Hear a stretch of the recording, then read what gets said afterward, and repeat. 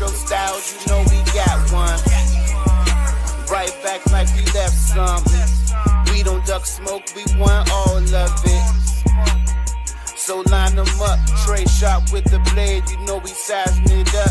I'm quick to catch the fade, you know Styles making the cut. Cause we coming out clean every time that we showing up. It's gonna be called The Barbershop.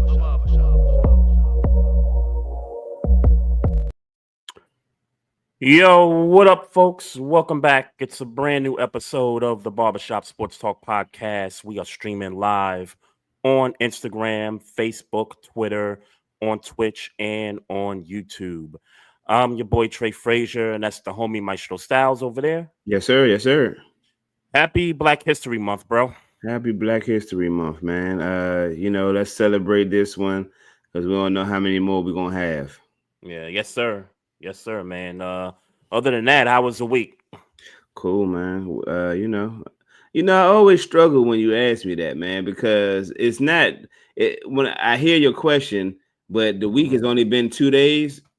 But I try and Saturday is a blur.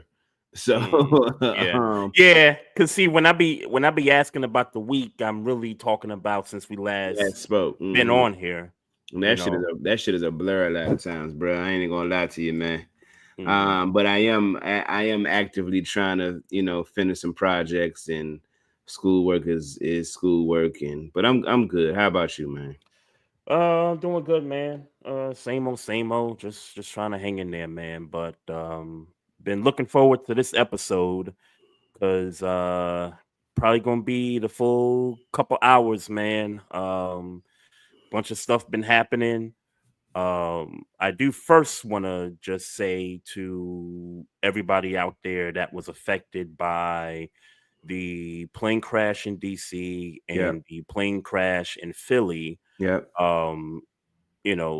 Prayers out to you all, condolences to the families, and thinking about y'all. It's crazy. I had to text my sister-in-law because we got a cousin that used to live in that Philly neighborhood where the plane crashed at. Mm-hmm. And then I know she moved around since then, but I just didn't know exactly where she was at this point. So I said, let me just, get them to make sure, everything's all good, whatever. And, fortunately, she is good. She actually had no idea that plane even crashed into the city. But she doing good, all's well on that front. But just want to send my condolences out there to the people that lost loved ones and affected and generally and overall affected by the situation, for sure. Thoughts and condolences to everybody involved. Absolutely. We got a guest coming on tonight. Cris Style is co-host of the Cris Style Mal Podcast. A couple brothers out, on the West Coast, kind of doing their thing. Chris is a Chiefs fan, so obviously we're gonna be talking Chiefs in the Super Bowl against the Eagles this weekend. He'll come on. We'll also talk about this Luka trade to the Lakers, and a bunch of other stuff that kind of get into. But I do have some quick hitters before he jumps on here. You probably was sleeping when this event happened, but I want to give a quick shout out to Claressa Shields for being the heavyweight champ against Danielle Perkins, who undisputed first woman undisputed champion. First woman undisputed. Yep. Fought Danielle Perkins, who was, I think she was coming in like 5-0, with a couple of KOs under her belt, and I just learning a little bit something about Danielle Perkins. She from Bushwick, Brooklyn, so I was like, okay, that's what's up, and I realized too that she older than Claressa Shields. I think she's 42 years old, and Claressa's just 29 years old or something like that. Like that. Yeah. So there was a gap in age, and I actually decided that not only was I going to watch the match, that I was gonna put some money on Clarissa Shields, and I made the mistake of misreading a particular parlay because I played two. First parlay I played was that she'd get the knockout in rounds 3 or 4.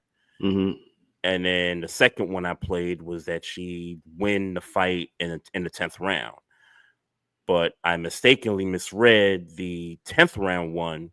She had to get the knockout in the 10th round and not necessarily the fight going, 10 rounds. So I mistook that one.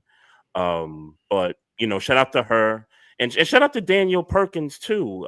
Because she she held her own. I mean, she got knocked down a couple times. One time in the third, where she hit the deck and she got back up, and then the second time in the 10th round, where Clarissa gave her a nice. It was a nice right. I think she gave her, and she had to get her back on that.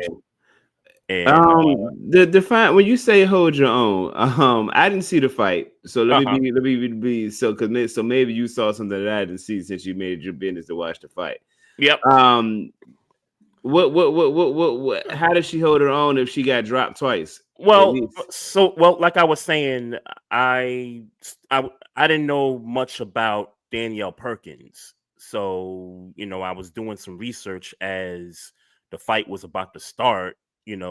Age, the number of fights she's been in, and I just thought, and Clarissa Shields, and I know her last few fights, she didn't necessarily KO anybody in the middle of the fight. I think her last few fights ended in the 10th round, but I thought this is probably gonna end early, just basing it off of age, the stamina, and she did show some signs of slowing down a bit, but the fact that she lasted the entire 10 rounds, I got to give her credit for. Yeah, she did. She hit the. Yeah, she did. Just for clarity, this was not at all a even fight. She was getting the brakes beat off their whole time. You're just giving her credit for staying up.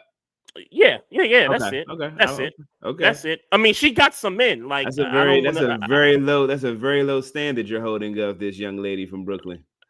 Well, again, I'm just learning about her, sure. And as I'm watching it, she came out hot, and then in the middle rounds, you kind of saw a little bit of the stamina, slipping a little bit, but she, I thought she held her own. She did get Clarissa a couple of times, but for the most part, I mean, from 1 to 10, Clarissa was winning the fight. Like it was clear that she was going to win. So, shout out Clarissa Shields. We know that.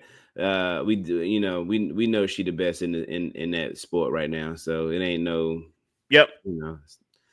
Ain't in the sport period or of women's boxing. Yeah, women's boxing. Got you. Yeah, women's boxing is a separate sport from men's boxing.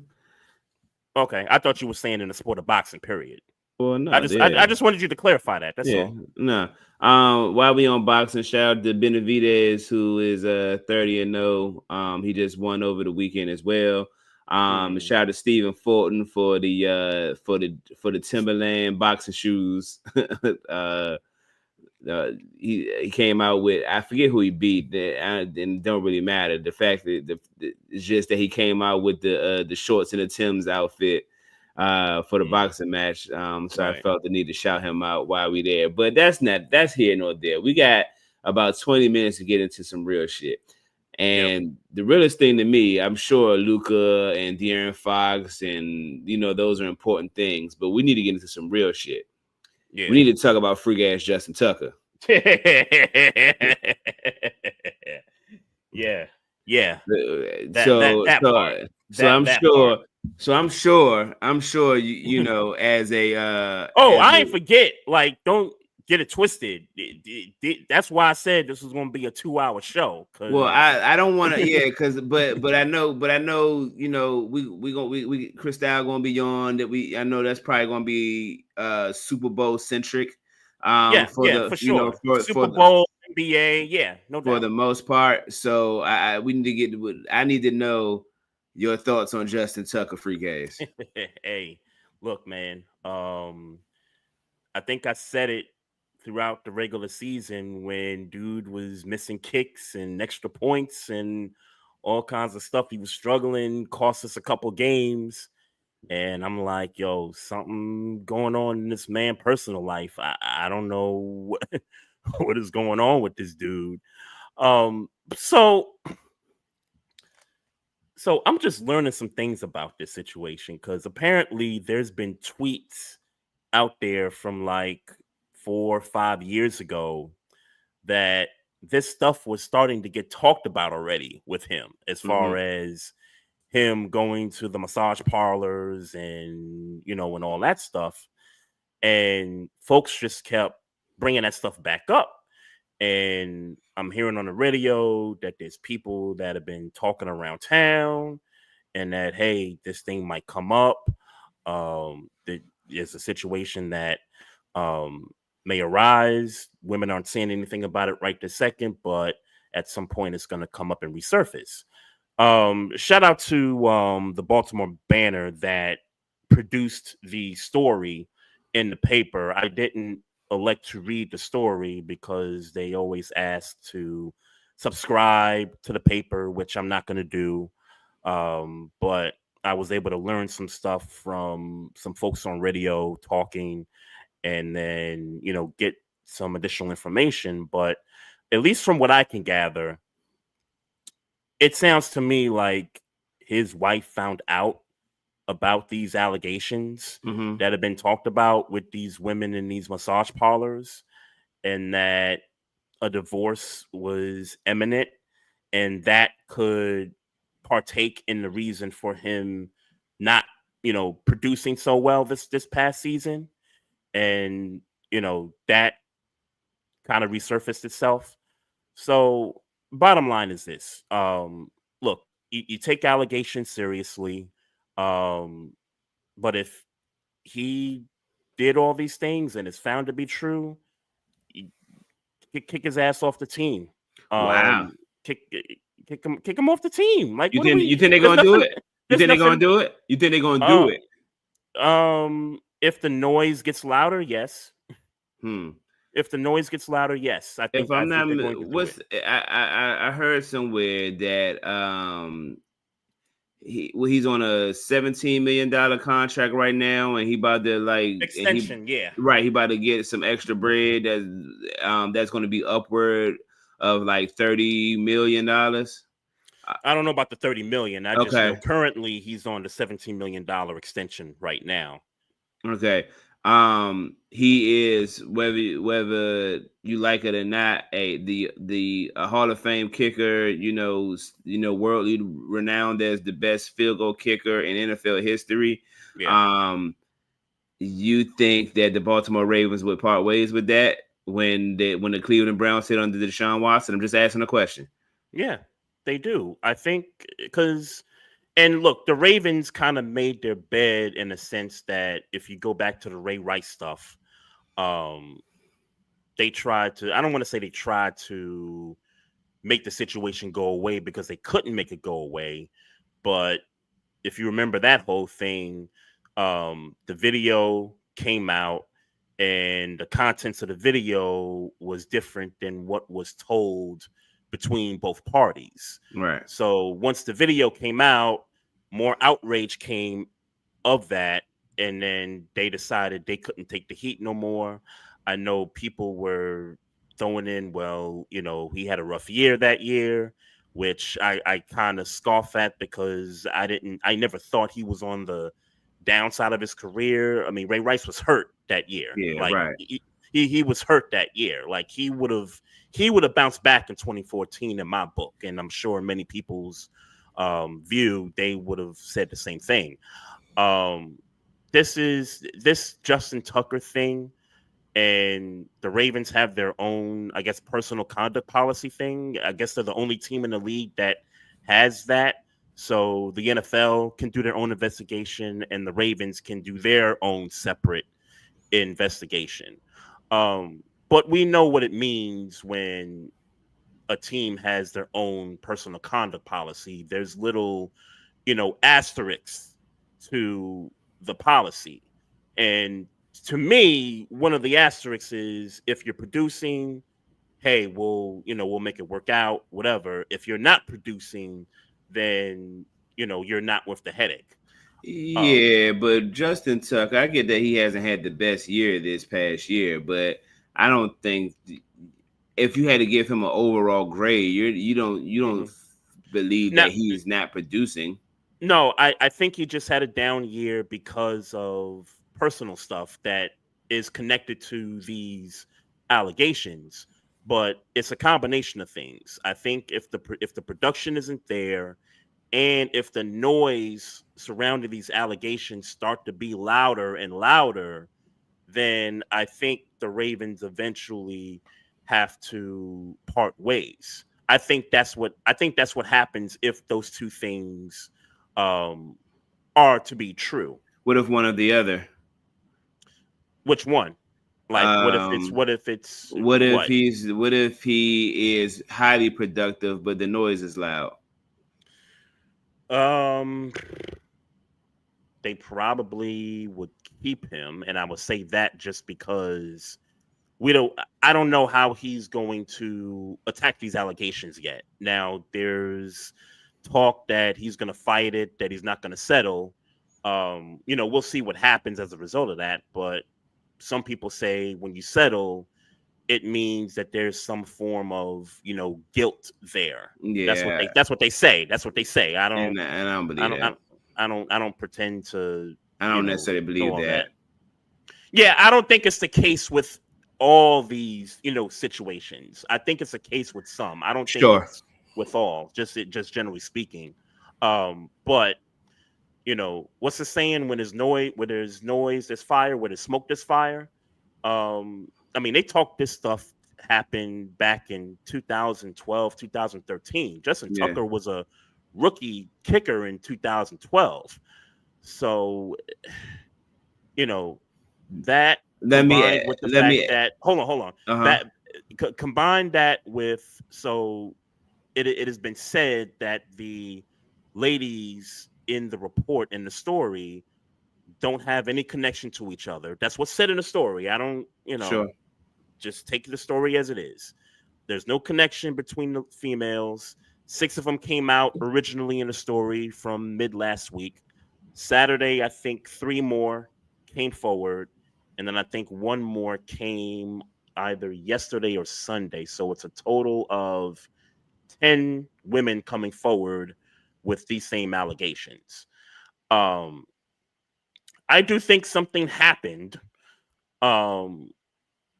We'll see how he attacks it. We'll see how he, obviously he put a statement out saying that, everything is false and, I've never been accused of this and blah, blah, blah. But we'll see how he attacks all this. Yeah, he did that shit. I don't know that for a fact, but look, man, if y'all could say, and look, Deshaun Watson doubled his numbers, so whatever. Right. But I'm sorry, 10 people accusing you of the same or a similar thing. Mm-hmm. Could it be a conspiracy? Sure, of course it could be. But first of all, he white. Second of all, what reason do they have to set up the Hall of Fame kicker? The world-renowned, arguably the best kicker in NFL history. What reason does anybody have to set him up? Outside of people trying to come up with money, like obviously, though it's something was reported that these girls don't know each other. Well, that don't mean they don't know each other or they're not connected in some way, shape, form, or fashion. Just what the report says. You know what I'm saying? But it's not like, I mean, Slim ain't broke, but he ain't rich. You know what I'm saying? He ain't like. Why would you pick on Justin Tucker as opposed to, God forbid, Lamar Jackson or, you know what I'm saying, like $100 million player as opposed to the dude who's making the least money on the team? Like, that wouldn't make sense. The whole setup spiel don't necessarily make sense to me. Not when there's been tweets about it, just 4 or 5 years ago. Like, Yeah. folks was tweeting about this thing, and you have to wonder if the Ravens knew any of that stuff. Now, if Of course they did. you ask me, they knew about it in some capacity, shape, or form. If you ask me, They at least know the tweets occurred. right? Yeah, right. At bare minimum. So Right. whether they just chose to ignore it or did some incognito research to get the information they needed, we don't know, obviously. But that is a $1 billion business. Meaning a football team that's $1 billion business. You don't have people on staff not to find out about every little thing that's going on with the cash cows of your football team, meaning your players. Right. So if these tweets happened, or they went and got information, and it was enough information for them to proceed and proceed how they proceeded, meaning but that would also have to include them sitting him down in the office and talking with him and saying, sure. Hey, what's the deal here? What's going on here? Sure. There has to be some kind of I would think there would be some kind of dialogue there between maybe the player and the organization. But like you said, noise is noise, and sometimes it ain't loud enough to get their attention. I mean, it's just a tweet. Anybody could tweet. I could literally right now go on my phone tweeting and say say literally anything. And sure. if the traction picks up, then it picks up, and I could just be sitting here lying. I can make up anything. Justin Tucker did that shit. I seen it. You know what I'm saying? And depending on who saw it, just for the sake of trying to start some shit, it's like, yo, all right, yeah, let's get this train rolling. Sure. So tweets. Sure. So I don't know, and like I said, I'm not in the Baltimore Ravens front office, but if I'm not tripping about tweets, if I'm the organization, I'm not tripping about I don't think it's so much about tripping off of tweets. When I say tripping, I mean I'm not pulling my kicker or my player into the office to talk about some tweets some unsubstantiated tweets. Okay, so I think it's enough to, in my opinion, sure. I think it's enough to maybe just sit them aside and say, hey, everything all good? Like, what's going on here?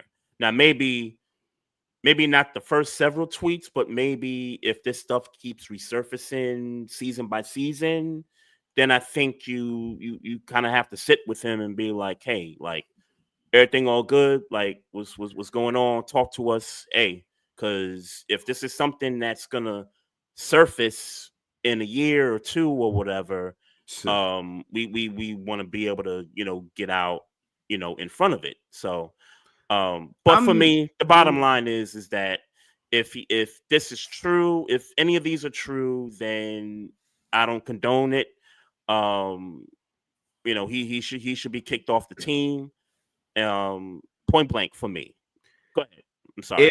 No, you ain't saying that wrong. I heard you loud and clear. You feel like if he did this, he should not be on the Ravens roster. Yeah. Okay. And I mean, and that goes for anybody, man. Like, and shout out to Rita, the NFL chick. I think she said it perfectly. Like, look, just because he's your favorite player or he plays for your favorite team, he's your favorite kicker, whatever position that may be, you shouldn't, condone any of the allegations that are, put forth front. It should be taken seriously. Justin Tucker has every right to address the situation, get lawyers involved, whatever he has to do to, attack it head on. But as fans, we shouldn't cape for the dude just because he's the greatest, kicker in the history of the NFL. Like, we shouldn't be caping for him because of that. Okay. Because look, we've had Deshaun Watson conversations, and we've alluded to the same results. We've come to the same conclusions. Hey, if this is what you've been doing, then you you gotta get off the team. You got to pay something. You have to be right. You disciplined in some way, shape, form, or fashion. Whether you play for the Texans, the Ravens, the Browns, I don't care what team it is. It could be my team, your team, somebody else's football team. That doesn't matter to me. If you're found guilty of any of these things, then some punishment has to come down the pike for you. Yeah. So, but hey man, so where are you at? Like you kind of. I mean, I agree. I agree. I agree that like I said, there should be some punishment. If I'm the Ravens GM, am I cutting Justin Tucker off rip? No, if he's found guilty of sexual harassment or sexual assault, am I cutting Justin Tucker? I don't know, man. Yeah, I think, and just kind of going back to the Ray Rice thing again, I think the video that eventually did come out was the dagger for Ray Rice. Yeah. I mean, really through, and I don't want to say it this way, no fault of his own, but Ray Rice shared what happened through his view. The Ravens talked about it, and then the video comes out that details something differently than what was talked about. Which, by the way, that means he lied. That means right. That means he lied about it, and it also means that there was more outrage to come about that. The video does change everything versus somebody's testimony. So, will video of Justin Tucker come out of these allegations? Possible. It's possible. I don't know. I won't rule it out in any way, shape, or form. But well, let me say this before we bring the guest on. I definitely do not want to see no video of Justin Tucker flashing a female. I don't want to see it. I'm good on that. Hell no. I'm all the way. I'm all the way good on that. Hell no, yo. Chris Barnes, the best in the league now. What? Okay. Go ahead. I knew he was gonna have some fun with it, but go ahead. Nah, I ain't say less. That's all I had to say. Chris Barnes the best in the league now. I ain't concerned about that. I ain't concerned about. I thought he was already though. I thought he was. Well, this definitely just add more to it. I thought he was already. Yeah, the freaky man Tucker. Well, Tucker, we'll see if this is the end of him. Like if he just decides, you know what, either I'm gonna retire or I get. I'll be honest with you, man. I think people are going to be over it in a couple of weeks. He'll be fine. He'll be on the Ravens team starting week 1. Nah, we'll see. That's what I think. Okay. All right. Yeah. I mean, if there's no outrage, then yeah, obviously, yeah, time will pass and take that $17 million and pay these, and settle out. Unless they or hypothetically speaking, unless they got a guy that's in the wings, which I don't believe they do have, but hypothetically they could just be like, look, we got another kicker right here that costs $16 million less than you. Get your ass up out of here. Yeah, I don't see them doing that. So respectfully, we'll see. All right, let's get the homie in here, Cris Style from the Cris Style Mal Podcast. Kansas City's Chiefs fan, all decked out and everything. Yeah, I'm trying to hate. I ain't gonna lie. I'm trying to hate. I'm trying to. What's going on, fellas? What's up? How you feeling, man? I'm feeling good, man. Feeling good. I can't complain at all. I bet. Hey, he had to come through armed up and ready to go, man. So yeah. Much respect to that. Oh, by the way, y'all can check out Cris Style Mal's podcast on YouTube and all streaming platforms. Yes, sir. So let's get right into it, man. You and your co-host Mal, y'all based out of the West Coast and everything. I think he's a Raiders fan, right? Yes, he is. Yes, Raiders. He is. Okay, so y'all's dynamic is kind of similar to our dynamic as far as like division rivals go. I'm a Ravens fan.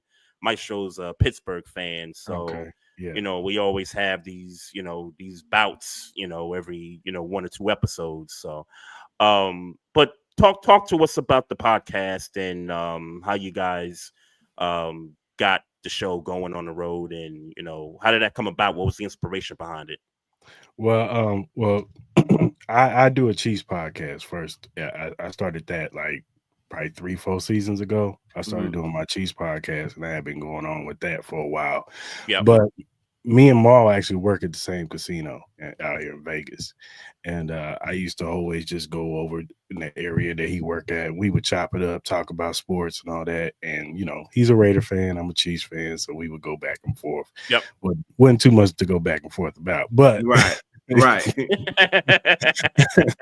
But Maul still gonna say what he gonna say. He's still gonna, you know, he got a slick tongue. Stand 10 toes down. That's right. Yeah, he always gonna do that. But that's my homie, and we had good chemistry. We always talked, and he always talked about how he wanted to start a podcast, and I was just like, you know what, let's just do it, because I want to talk about other stuff other than just the Chiefs all day. So I wanted to talk about basketball and baseball and all kinds of other sports. So I said, let's just do our thing, man. Let's just do a podcast, and we've been going for a year now, so it's cool. It's cool. That's what's up. That's what's up. So getting straight to the rivalry, man, because you said it, you took the words right out of my mouth. What rivalry? Yeah, like, you know, what rivalry?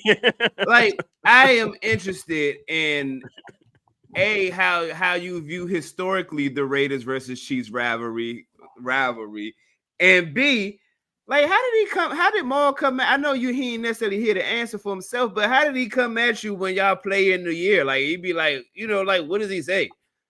Well, you know, they celebrate their little victories that they got. They, you know, Christmas Day, I didn't last year, Christmas, not past Christmas Day. Right. Yeah, I remember that. I remember that. Yeah, my Christmas was ruined, not just because they lost to the Raiders, but because I had to hear Maul's mouth for about a good 2 weeks of him say, yeah, we beat y'all. We ain't scared of y'all. Shut up, man. Like, you got your little Super Bowl out the way. Shut up, man. Yeah, for sure. So, yeah, man. But his like, what's your view of it historically? I mean, sure. I mean, the last time I can remember the Raiders being decent is the Rich Gannon days. Am I? Yeah, yeah, when they was in the Super Bowl. In the Super Bowl, like, I mean, early, yeah. like before Derek Carr got hurt. They were rolling. Yeah, they was cooking. Yeah, and then that was that playoff game. Right before the playoff game, that was that 1 year. Yeah, he had that back injury, and he wasn't the same anymore after that. Then they went to the year that we lost to Cincinnati in the AFC Championship game. They had went to the the year that Gruden. The year Gruden. They fired Gruden had to walk away. Yeah. So they had went to the playoffs that year, and that was about it right there. After that, they haven't been that good.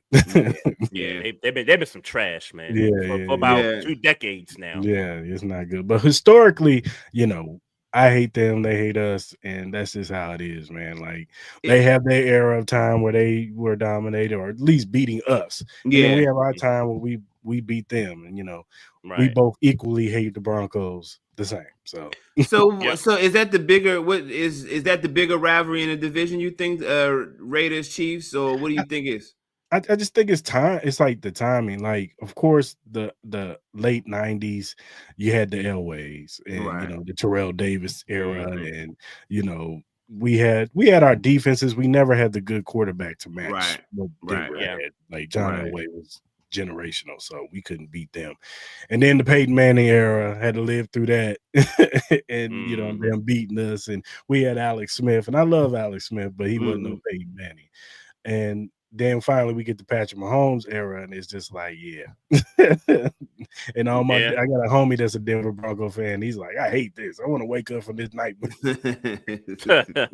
Well, at least the Denver fan, at least he got some, you know, some Super Bowl under his belt and all that. Chris, you from Kansas City originally? I'm originally from KC, Missouri. Most of my family's out there. Okay. And that's what's up. What brought you to Vegas? My parents, they moved out here in '85. They moved to Vegas. Okay. They wanted to get out of the city. It's really nothing. I mean, shout out to my people in KC, but at that time there was nothing really going on in KC for them, so they were just like, let's relocate and go somewhere else. 80s was wild though, man. Yeah. 80s was wild everywhere. For sure, especially for black folk. Yeah. Sure. Yep. So let's get into it, man. Well, first, let before we get into the big game, just kind of summarize from your view the Kansas City Chiefs' regular season. As we kind of wrap up here, 15-1.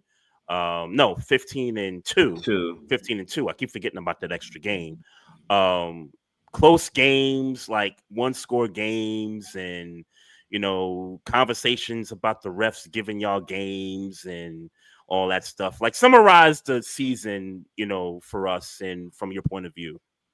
It was a roller coaster. It was definitely a roller coaster from game one.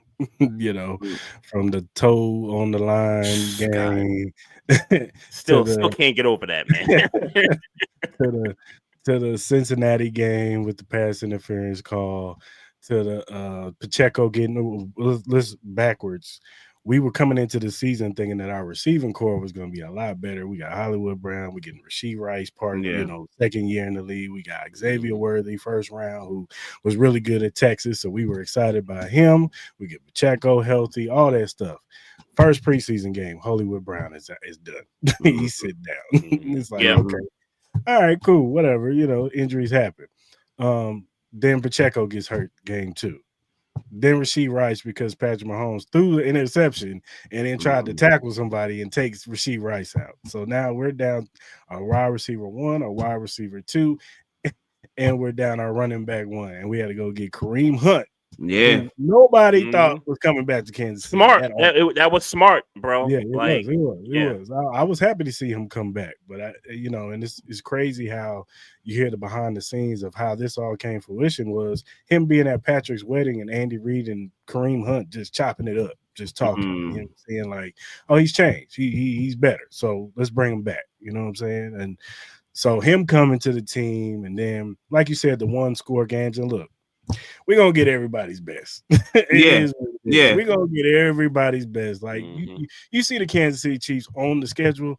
Oh, we showing up. We got to show the league that we belong here too. So, and if we can give the Kansas City Chiefs an L, that's good for morale. Even if you're a bad team, that's good for morale in the locker room. You know what I'm saying? We just put down the Chiefs. So every week we're gonna get the best. And the team, they just do enough to win. You know what I'm saying? Like, people ask me all the time, what is the Chiefs' identity? It's adaptability. If we gotta beat you, if we gotta run, if we gotta score touchdowns, bump it. We're gonna score touchdowns. But if we gotta run the football and run this clock out and let the defense shut it down, then we gotta do it that way. And that's just their philosophy all year. It's just that the other team on the other side was ready to play. They came to play. They could have had 2 in a row bad games, but they playing the Chiefs. We getting Bryce Young's best game. Right. Bo Nick's best game. Like, that's just how it is. And I wasn't tripping about the one-score games because I just think that's like, there's no style points in the NFL. Like, if you win by 1 or if you win by 20, it's a W on the win-loss call. If you win by 2, it's a dub. It's not like college football where we didn't like the way Alabama beat Oregon. Like, it's like, no, if the Chiefs beat the Raiders 20-19, it's still a win. Yeah, so, that's it. Yeah, and all that matters is when playoff time comes. You know what I'm saying? When the time of the playoffs, that's what good teams are judged off of. What you do in the playoffs. So I wasn't, it was a roller coaster, but I wasn't too much tripping about the season. I was just happy for us to get through the 3 games in 11 days. Like, I ain't like that. I ain't like the early bye week 6, week 5 bye week, and you making us play 3 games in 11 days. And Maestro can attest to that for being a Pittsburgh fan. Like, bro, what are we doing? Like, what are we doing, Roger? Yeah. Ravens had that same schedule. Yeah, that's right. You did too. Y'all can attest to that. It's like, what are y'all doing? Y'all trying to dilute? Y'all want to put the best product out there. Had all black quarterbacks playing 3 games in 10 days. Like, how y'all gonna give us? How we give the fans the best product and we tired? Our bodies beat up. We can't practice really. Yeah, you can't practice. Go out this play. Well, I ain't gonna hold you, man. That was a very revealing 10 days for me. so you know, it was longer than 10 for you. Yeah. It was look, it was a lot longer than that. It was the end of the season for me. So I made the playoffs or not. I knew I knew exactly what we were by the end of those 3 games. I knew exactly the type of I knew exactly who we were. By that time, I knew exactly who the Chiefs were. And by that time, I think I knew exactly who the Baltimore Ravens were. So, I mean, hey, you know, kudos to y'all for moving on and being the better football team because we weren't. I tell you, I just be honest with you, Chris. I was all year. I ain't worried about no Chiefs. I ain't scared of no Chiefs on Christmas in Pittsburgh. They not scoring points. You know what I'm saying? Like, you know, I was not concerned. He was standing 10 toes down. Yeah, on that man, we got learned. I mean, we got learned, and I ain't like it, man. I didn't like it, but I was like, you know what? Cool. I next season. There's always next season because we ain't finna do nothing in these playoffs. Had a game left. Had a regular season game left in a playoff game because y'all already locked up a playoff spot at that point. I'm telling you. Gave up 2 weeks. And you know what's so funny in the Chiefs fan, the Chiefs Kingdom, you know, we always go back and forth over us drafting Sky Moore over George Pickens because everybody wanted George. And now we looking back, even though Sky ain't no better. He's terrible. Right. He's terrible, but it was like we kind of dodged the bullet right there. And see the thing is that I'm a ride with my man's. He on my team now. Yeah, he on my team now. What I'm gonna do? He's talented. He just gotta grow up, man. It just is. He's 23. It takes a little longer for some folks to get it together. You would think he know money coming. Like, bruh, like saying it. His agent got to be like, that bread up. You gotta chill, man. Yeah, like can't mess that bread up. Yeah, man. Chris, take me back to the Black Friday game that y'all played against the Raiders, and the way that game ended. It was legal shift call, and the Raiders, they fumbled the ball. They were setting up for a field goal to beat y'all. They call a legal shift. They fumble. Refs come. They talk about it, and they say, "Oh, they lost the ball. This Chiefs ball. Game over."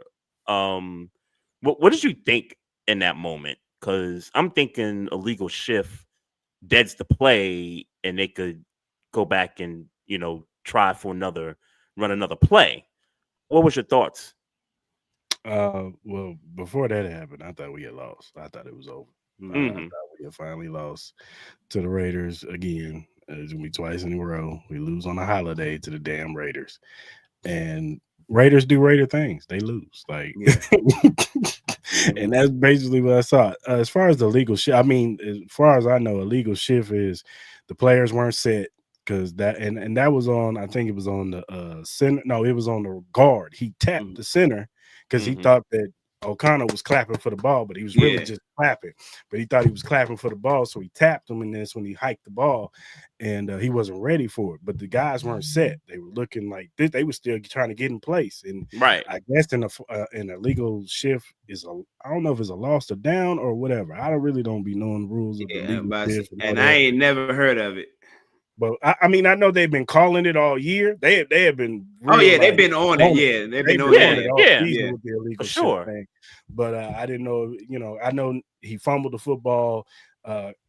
If it was a false start, it would have been a replay of down. I think for sure. Yeah, for sure.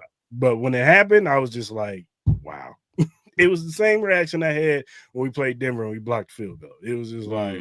Because I thought we had lost that game too. I was like, we lost, and we deserved to lose. And when Neil Chanel blocked that punt, I was like, that field goal, I was like, wow. All right, Brad. What's going on? Are y'all fattening referees' pockets? If we are, man. See, this is my issue with Chiefs fans, and I love y'all, but y'all gotta understand, y'all the standard now. Y'all gonna get these calls, yeah. and some fans didn't. Jordan got all the calls, didn't he? He got Jordan got calls. Kobe got calls. Tom Brady got all the calls. Tom Brady got calls. Yeah, like I think, to me, in my opinion, based on, and I follow some Chiefs fans on the timeline, and I don't feel like they embrace enough of the fact that these calls go their way. Like, accept it. Like, it's cool to be like, hey, the refs got that wrong, but I don't give a damn because it's my team. Nah. Oh, you mean fans? You said fans? Okay, got fans. Fans. I'm saying the Chiefs fans should embrace that. Like, it's okay to be like, yeah, the refs messed that one up, but I don't care because it went my way. Still got the ball, yeah. Right? Well, okay, I'll bring it to you like this. All right, let's talk about the Houston game. Let's talk about the Houston game. That's really what the outrage was like. Oh my God! Chiefs, blah blah. Right. So the roughing the passer from Will Anderson, the first one. Did I think it was? What did I understand the ref throwing the flag on that one? Yeah, he went high on him. Did he hit him in his chest? He probably did. I get it. You guys we don't like the quarterbacks getting all these ticky-tacky calls. I get it. But it was in the first quarter. Like like that was like 3 minutes left in the fourth quarter. Right. And then he threw the flag, and that resulted in the game. I said it best with the Texans game.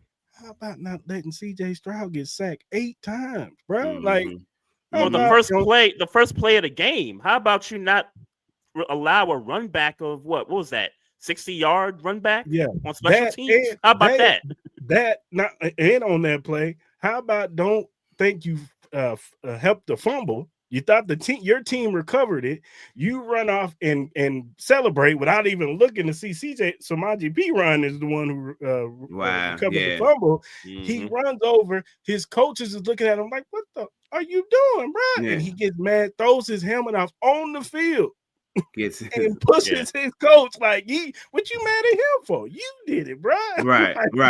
And by the way, Chris, you could cuss on this platform, by the way. Okay.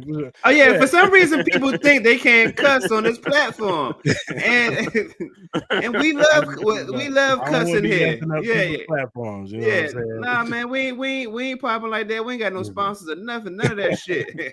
We still. But I'm saying like, but it's like, and then. You in the third quarter, you ran it right down our throats with Mixon. You scored. You could have had it 13-13. Fairbairn misses the extra point. And you could tell on the Texas sideline when he missed it, they was deflated. They was like, oh. Because he's some shit. Because he definitely some shit. He missed one earlier than that. Yeah, so missed the field goal and then extra point. And then you go for it, or it's like 9 minutes left in the third quarter, I think. And it was like a few seconds left in the third quarter. You go for it on 4th and 10. It's like 5 seconds left on the play clock. It was 5 seconds left on the actual clock. So you could have just ran the clock out, got a play together, and went 4th and 10 in fourth quarter. You decided to hurry up, snap it, and have George Karlaftis lined up on Dalton Schultz. What am I supposed to do with that? Yeah. That's the ref? Yeah. I think the crime in that game for the Texans was they had that 13-minute drive where they was running the ball on y'all to come out the half. Right. And then the very next Texans possession, they won't throw the ball. It's like, come on, y'all. Well, let me be very, very clear. The Texans definitely did lose this game. But I also believe that referees are going to write tell-all books when this is all said and done. One came out in the NBA. They're going to Tim Donaghy their way out of this one. It's going to be some referees, and they're going to start telling some truths about football seasons that they had the referee and games they had the referee. And I'm just saying that this season it might be a couple of chapters of a couple of games. I won't be surprised. I mean, I won't be surprised. But Sure. I'm not gonna sit back and say, look, the ball just like Buffalo. Buffalo fans are complaining. Oh, the 4th and 1. Did he have it? He probably had it. If he didn't, it was a 50-50. Ain't no probably. He got it. He converted it.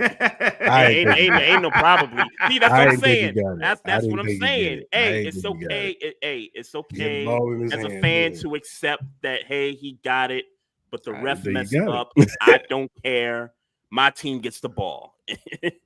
Hey, hey, man, but the government watching. Trump is in office. They might be surveilling Cris Style, so he got to stand on the square. He got to stand on the square. And even if he did get it, he still had 3 minutes and 33 seconds with the ball in his hand. Facts. At the end of the day, to win it, to tie to win it. He's not ready for that blitz. That's for sure. He wasn't. Shout out to Spags. That's true. Yeah. That's true.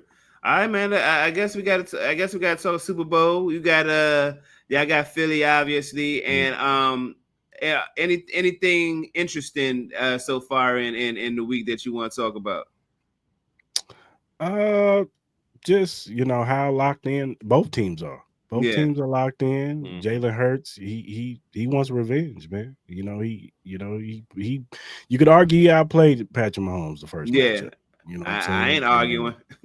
I mean, outside, you can't say outside of a fumble. You can't say outside of a fumble. Talk about that fourth quarter. Pat showed up. That's a fact. That's a fact. That's a fact. Pat showed up in that No, but Jalen Hurts was great in that game. He probably would have been the Super Bowl MVP if they had won that game. So, he wants revenge. Nick Sirianni wants revenge, and there's a few guys on that team that want revenge. And then on the Chiefs side, chasing history, man, three-peat. What I'm saying? It's something that's never been done, and this team will get solidified as one of the greater teams in history. What I'm saying? With the Patriots, with the old Cowboys and 49er teams and Green Bay teams of the 70s and 60s, whatever. But they're gonna be put in that arc. What I'm saying? Patrick Mahomes, they're gonna be talking about him. The Brady, Patrick Mahomes talk. You know what I'm saying? Is he closer to, catching Brady, with a three-peat? That'll put him closer, you know what I'm saying? And he'll have something that Brady has never done. He tried it, but he just couldn't get it done. Man, it's a whole bunch of storylines. What Travis Kelce going to do after this? I know he talked about how he still feel like he want to play football, but you get that ring on your finger, you get a three-peat. And you got all these things coming along, arising with all the deals he's getting, movie deals, the podcast, and him and his brothers is climbing, and he probably got other jobs and stuff. That girl. Of course, Taylor Swift, but he got other jobs lined up too, probably. But we'll see. You know what I'm saying? Is he gonna leave? So it's got a lot of storylines going into this game. Okay, sure. You spoke about legacy, and you spoke about Brady versus Mahomes, but another versus that I've seen on the timeline is if Andy Reid three-peats, where does this put him as far as coaching status? Like I've seen a lot of people saying that they feel like he three-peats, he's better than Belichick. What's your thoughts? I'm not gonna put him over Belichick. Not right now. He would have to catch his record. I think he would have to catch his winning record. I kind of agree. Agree with that. You would have to catch his winning record because I don't know if he's gonna be able to catch those Super Bowls. That's 6 Super Bowls. You know what I'm saying? So, but if he can catch his win record in the next 2 seasons, then we can have that conversation. Now what you could, the thing that people are going to argue with between Andy Reid and Belichick is that, Andy Reid had been doing this. Now he hasn't been, winning Super Bowls before Mahomes, but he had been successful before Mahomes. With any quarterback that you given him, he's gotten the best out of that quarterback. It didn't matter if it was Donovan McNabb, Michael Vick, Mike Kafka. Like it didn't care. He, he was going to get the very best out of that quarterback and possibly get them to the playoffs. So whereas in Belichick, without Tom Brady, we saw how New England looked. It did not look good at all. So that's the only argument I can understand somebody saying, but for me, I think he's the second greatest coach of all time. Chris, I went as far as to say last week that I think if the Chiefs pull this off, the three-peat, that they would be the greatest dynasty in the history of the Super Bowl era. What do you say to that? I would have to agree with that because of the salary cap and the things you got to do to keep a team together. Like it's so hard to, everybody thought the Chiefs were done when we traded away Tyreek Hill. Like Tyreek, I remember that day. Everybody was shocked. He's gone. What? And then everybody was dancing on the Chiefs' grave. Oh, he ain't got his favorite receiver now. They can't throw it down the field no more. And then they end up winning the Super Bowl the following year. And it's like last year we had one of our worst receiving cores. Everybody's Kadarius Toney dropping every pass, MVS dropping everything. Like Travis Kelce finally looking like he's getting older. Like it was not a good season. It was one of the worst seasons, even though they went to the playoffs and won the Super Bowl. But even then, everybody was dancing on the grave of the Chiefs. Like, yo, it's over, it's done. They won the Super Bowl. So it's like Pat had to go through different iterations of this from the time when he started and it was high fly, bombs away, 30, 40 points a game. But, our defense wasn't that good until we got like Tyrann Mathieu and Frank Clark. Then it was like, it was good enough. You know what I'm saying? It was the ranked 15th defense and we'll be good type thing. Our offense is the mainstay on this team right now, to where he had to transition when we tried trade Tyreek. Now we're a more defensive team. L'Jarius Sneed, Trent McDuffie, Chris Jones, like they're the anchors of this team. Pat, we just got to get y'all to the fourth quarter and then just win us the game. Harrison Buckner kickoff, or you go get a touchdown, and that's how we've been winning these past 2-3 seasons. So yeah, for sure. Okay, so getting to Philly or going against your verses with Philly. What concerns you going into this game? Like, what does Philly do well that really concerns you outside of the obvious? Jalen Carter. Jalen Carter. Dude is the beast, man. Next Aaron Donald, Chris Jones type defensive tackle. You got to know where that kid is at all times. But their defensive line, period. Milton, Davis, Sweat, like even Brandon Graham is coming back. That defensive line ain't no joke. Their secondary is good too. Quinyon Mitchell is a dog. He's gonna be a star in this league. That kid is a monster. Darius Slay, he's a savvy veteran who used to be Quinyon Mitchell, but now he's the savvy veteran in the room who can still make plays on the ball.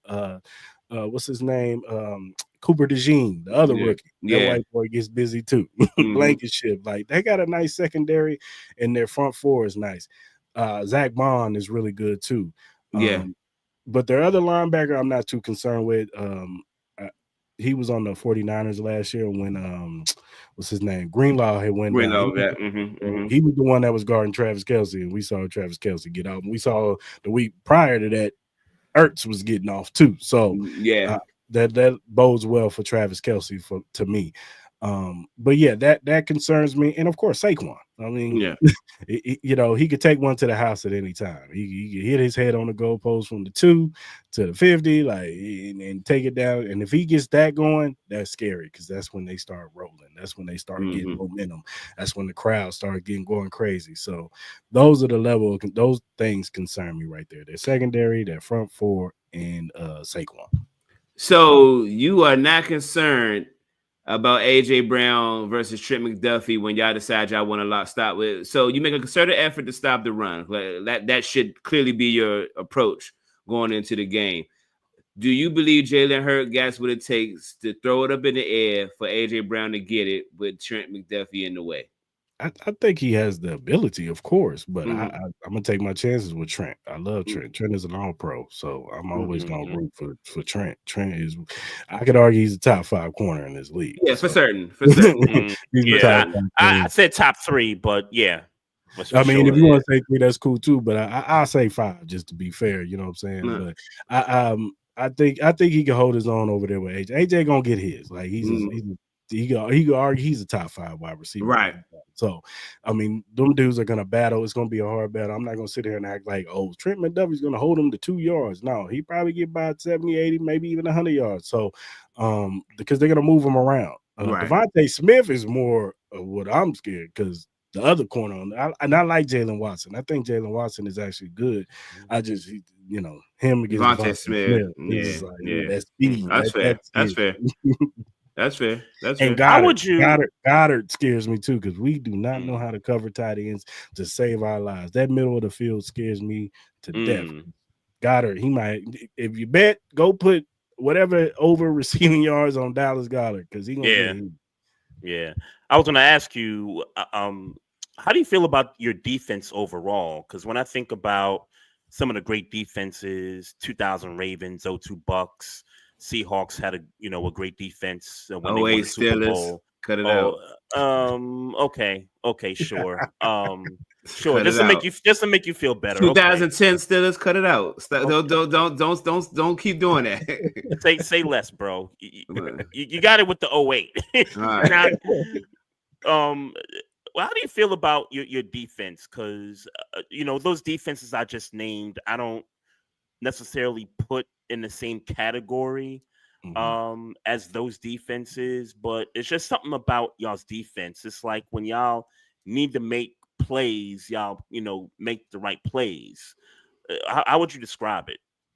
Well, I would say last year's defense was better than this year's defense. Because last year's defense, you wouldn't scoring 20 on us. You lucky if you get 17 on us last year. It was just L'Jarius Sneed and Trent McDuffie. That was just a match made in heaven. Like L'Jarius was locking down a side of the field, and Trent was in that slot. It was just you couldn't move. And then the defensive line. It was just historic last year. I know everybody's talking about, your Ravens was really good last year, but I feel like our Chiefs defense was right there with y'all. So last year, this year, losing L'Jarius Sneed, you see it.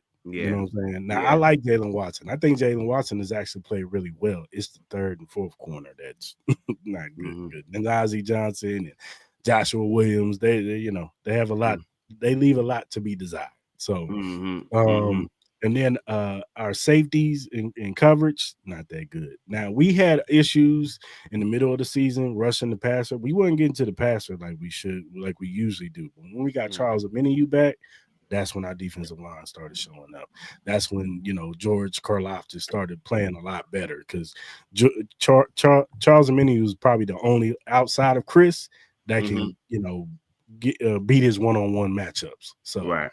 So, I feel like our defense is good, but it's not like it was last year. So so for clarity, they don't, because my thing about the Chiefs, and I've been critical of the Chiefs defense. I've said it. I don't believe them. I just don't believe them. But I mean, at this stage of the game, I gotta at least concede that all right, they're getting the job done. Like but you don't believe them to do what? Well, here's the thing. I don't believe by the way, this is me backtracking on my prior statements, by the way. So I don't I feel like if an offense really want to get what they want, the top offenses really want to get what they want on the defense, I feel like they can make that happen. But they've played, since I've made that statement, I guess earlier this year we was talking, it's the last time we talked about it. It's right. like, well, I mean, they've kept everybody in check. You know what I'm saying? So I don't know if it's. But Maestro, that was my point on last year's defense. Sure, they played the Lions. The Lions that year was a top offense. They played the Dolphins in that international game. That was a top offense. They played the Eagles. They played the Ravens. They played Buffalo, I believe. They've played some top offenses throughout that regular season and was able to hold them offenses. I need it more for me. I need it more for me. I don't know. Again, I'm not disagreeing with you. I didn't even disagree with you then. Like the facts are the facts. I get it. They played the games. Right. They've done what they. It's just I don't know. It was just I still don't know what to this day what bugged me about them. But at this stage, it's like, all right, for damn near 2 years, they didn't. They didn't because they're not up. The defense like the defenses I mentioned earlier. It's probably that. Maybe not historic. Well, let's get this out of the way. Ain't nobody gonna be the 02 or the 2000 Ravens. Yeah. That defense That's is not even happening no more in this game, this NFL. In this climate with these rules nowadays, these dudes not can't even hit the like Legion that of no Boom. more. Not even that kind of defense. Yeah. Cam Chancellor was knocking fools out. I remember that Super Bowl. Rest in peace, Demaryius Thomas. But he went across that middle and caught that ball, and they hit him. It was over, and it was over from that moment. That's Cam a fact. hit him, and it was like, we good. It was like, we good. We don't need one. We don't even need this game no more. You got it. Yeah. So maybe that's what it is. But I will concede that over the course of 2 years, I don't know if anybody scored 30 on y'all in 2 years.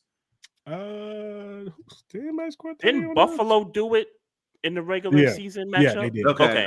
They beat us 30. Yeah, because they beat us 31-21, I think. Okay. 24-30, I think, was the final on that one. Even 1 in 2 years in today's NFL is fucking phenomenal. So that's crazy. You know what I'm saying? Yeah, right. So I will concede, but I will say this as far as the Super Bowl. Look, man, Saquon, that boy is tough to deal with, man. That boy tough to deal with, man. And along with him, and let's say y'all decide to tackle him at the 2-yard line, you know what's happening for 3 straight downs. Like it I don't know.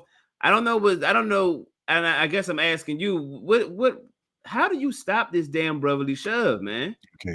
You can't. They mastered it to a T. You just can't. The only way you're gonna stop that is the league stop it. That's it. The only way you're gonna stop it is the league. And I don't think they should stop it. You mad because they figured out something? They cracked the code? Right. So what? That's why you get paid as a defensive coordinator. You got to figure out a way to stop it, bro. Yeah. Like it is what it is. You get paid millions of dollars. Figure it out. Get in that film room and find something from 1975 that probably stop. I don't know. But it is what it is. They found something. The Commanders tried to stop it. Respected them for trying, but Love jumped over the line by 17 times. Tried to jump the snap. Shout out my man Luvu, but he had to do what he had to do, man. Me and Trey was talking about it. Mad at him at all. I don't understand why Buffalo was trying to run it. Like, you can't run it like them, bro. Like, first of all, Josh Allen is like 6'5", 6'6", 280, like 250. And they knew what side of the line he was going to go. They knew he was going to go, like they was talking about, they knew he was going to run to the right. Jalen Hurts, he gets under the he goes under. He hides under the line, and he has offensive linemen pushing him underneath. You can't have a running back pushing you, bro. You gotta have a big 365-pound dude pushing you. And that's what makes them successful, man. Man. So go ahead and drop a score for us. How you see this playing out? I know you got the Chiefs winning, but what's the score gonna be? I think it's gonna be close. But I think in the fourth quarter we get a game-winning touchdown to make it 31-24. 31-24. 31-24. Okay. Maestro, what you looking at as a score? Hey man, I'm gonna take the Eagles. 30-24. Okay. To the Eagles 30-24. At the very, very end of the day, for me it's like this. I'm not going to say that the Eagles are better on both sides of the trenches, but they are certainly superior on both sides of the trenches, offensive line and defensive line. Also, it's if you're going to decide to stop Saquon Barkley and allow Jalen Hurts to throw, you said it, your secondary is Trey McDuffie, I forget the other guy, Watson, and then it's everybody else. So then it's like, all right. I'll say this. I think our defensive line is going to have a good game. I do. I think our defensive line is going to have I think Chris Jones his presence is going to show up. I think Charlie O is going to have a really good game. George Karlaftis has been balling. He's been balling in these playoffs. So I think the combination of all of them, I think they're going to do a good job of containing Jalen Hurts when he tries to run or whatever. They're gonna stay.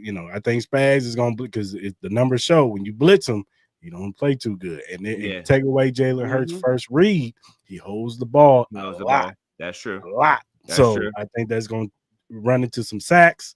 And I think that we're gonna, and another thing you gotta look. I know they had some rest, but you gotta look out for those two centers. Dickerson and Jordan both hurt. Both hurt. Yep. That's right. From the championship game. That's right. Yeah, that's right. Injury, going into it. And what's the name had a back injury coming in. You don't want to be trying to block Chris Jones with a back injury. I'm just saying you don't want to do that. Fair point.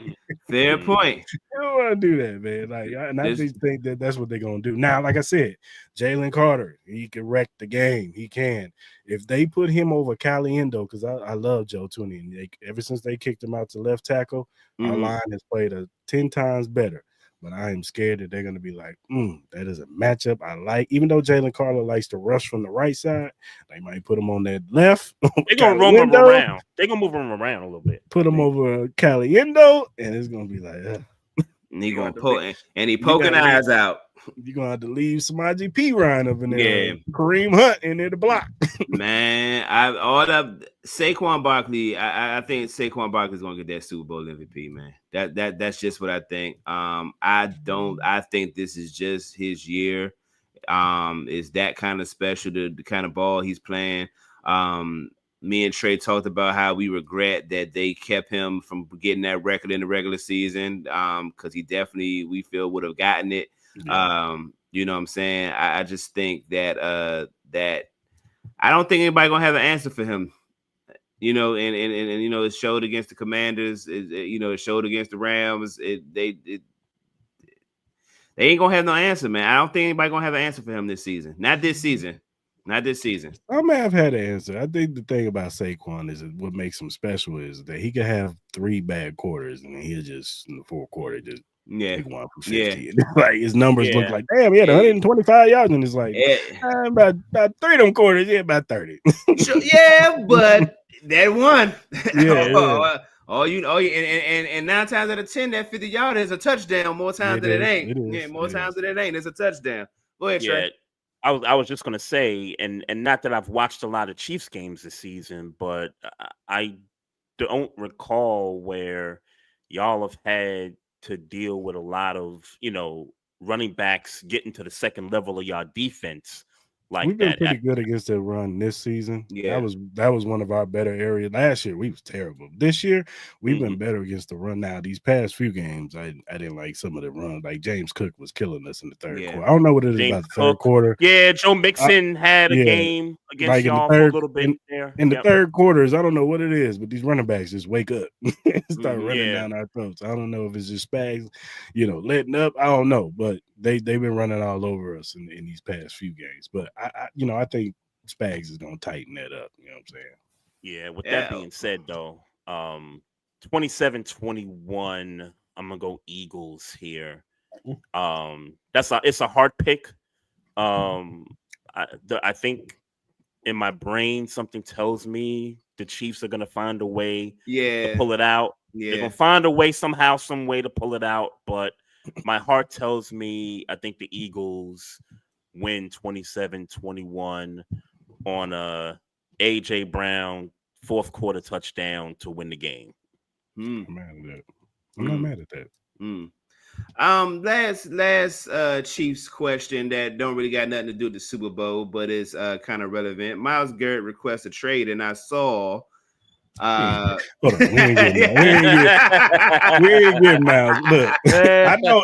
Look, y'all gotta stop looking at these little betting odds. First, that be the agents and stuff trying to. Oh, you don't want the Chiefs to get them. You don't want the Chiefs to get them. You better go give us 3 first-round picks. Like, man, nah, man. We ain't paying no Miles engagement. We ain't got no money. We broke, man. We got like $2 in the salary. Man, listen. And we gotta pay people. We got to pay people next year. Yeah, Miles. Who's coming up?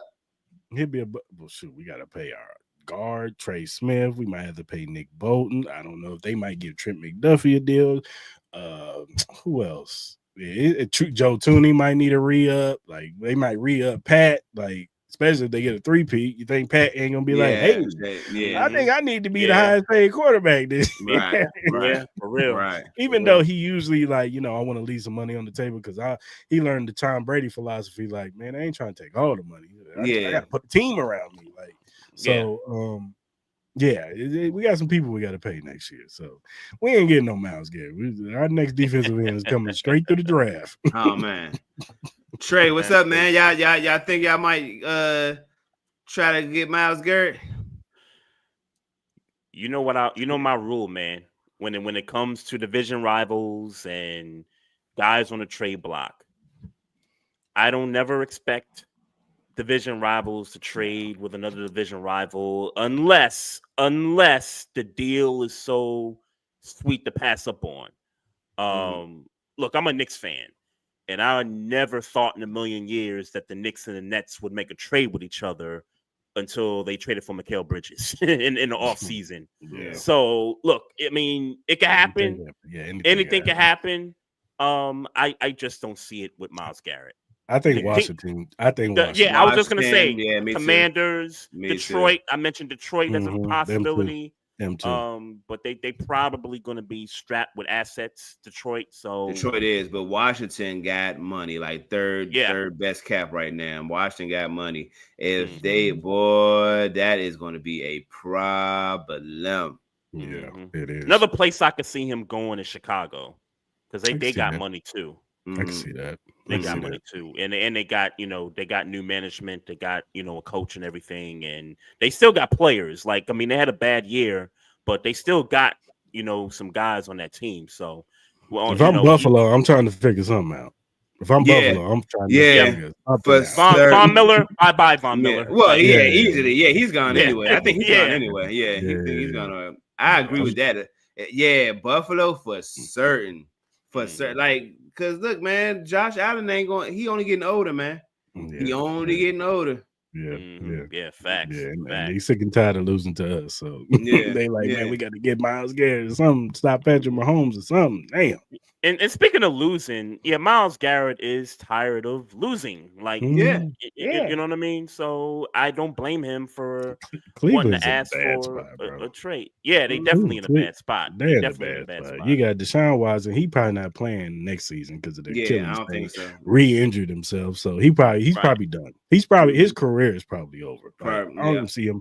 I'll be surprised if I see him play another down in the NFL because.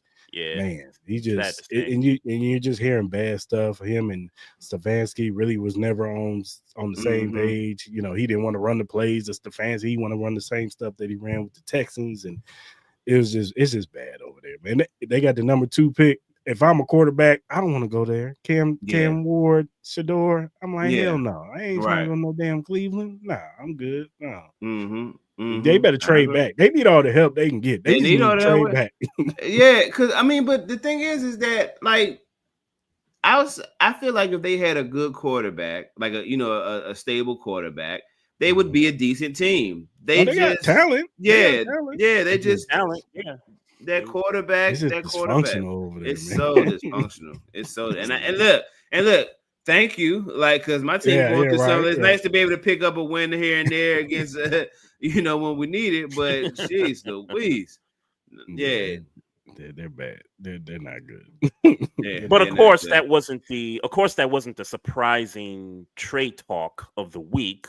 Your thoughts, Chris, on Luka Doncic getting traded from the Mavericks to the Lakers for Anthony Davis? Probably one of the craziest trades ever in NBA.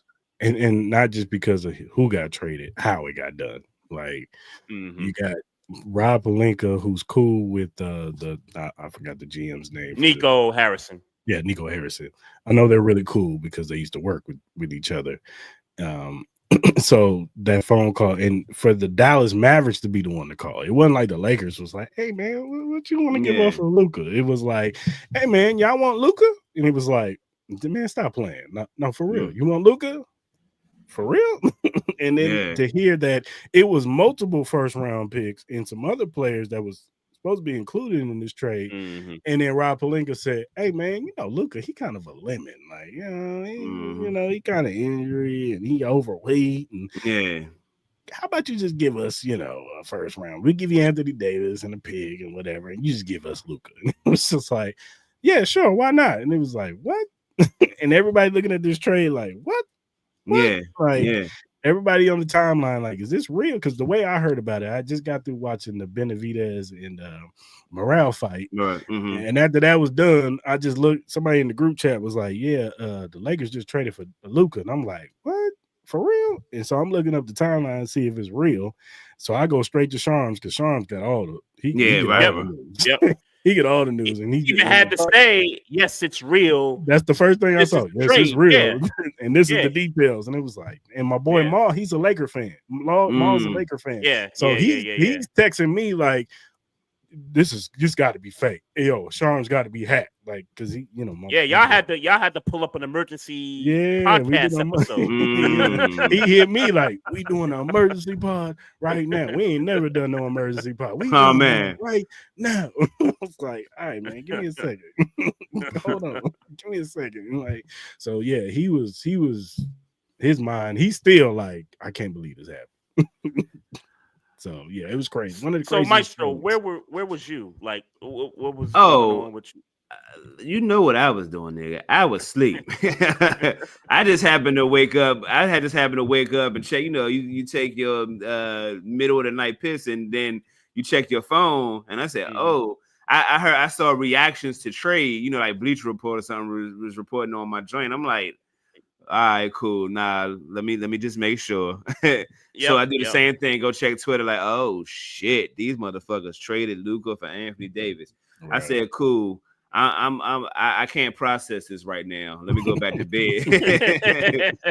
I'll get back to this in the morning. Yeah. I can't process this at all. So woke up and what I'm saying, and I guess kind of broke it down. I mean, for me, it's just I was just like, man, for me, I had two things. The first thing I thought was, you know me, Trey, I don't really do a whole bunch of NBA during the NFL season. Like I normally wait till after the Super Bowl before I kind of attempt to lock in. By the way, I'm canceling all my football, gonna get NBA League Pass next week, so we could tap in. So I'm thinking, man, I have not heard Luka Doncic's name at all this season. So the first thing I did was like looked up stats. This nigga ain't in the top 50 of points unless I overlooked his name. I think the important stat there is he's missed several games. I don't know the exact number. I know he's played about 20 games. So he's missed majority of the season so far. He's missed majority of the year. Okay. Say less. Yeah. So that would be why. Cool. So I'm like, damn, this nigga, he slumming? Like he's playing like that? So then I'm scrolling Twitter and I'm hearing, Michael Finley's taking the beer can in the Western Conference Finals. At the Western Conference Finals. Yeah. So I'm like, oh, like to me. The reason why I like Luka Doncic is because he's never looked in shape to me, but he was still killing motherfuckers. I'm not in shape. So for me to like, I'm an Anthony Ruiz guy. When he knocked out Anthony Joshua, that was my champion. Like you could be fat and still conquer sports and dominate in sports. So I'm a Luka Doncic guy for that reason, and maybe that reason alone. So so I'm like, all right. The out of shape shit don't bother me, but then I'm sitting thinking of what would give them why would the Dallas Mavericks say, I want to trade Luka Doncic? Luka Doncic ain't old. He, you know what I'm saying? Like he got a lot of basketball in front of him. He's entering his prime. Yeah. So then that's when I'm like, oh, these motherfuckers don't like him no more. They want him gone. And that's the conclusion I came to, because look, say what you like, 31, Anthony 80, like 31, 32, something like that. Like that don't match up. Like he on the end of his career. But oddly enough, I do think that this is going to work out better for the Mavericks in the short term than the Luka trade is going to work out for the Lakers. Right. And we're talking short term, even short on the term, Lakers. Just short side. term. Yeah. Because look.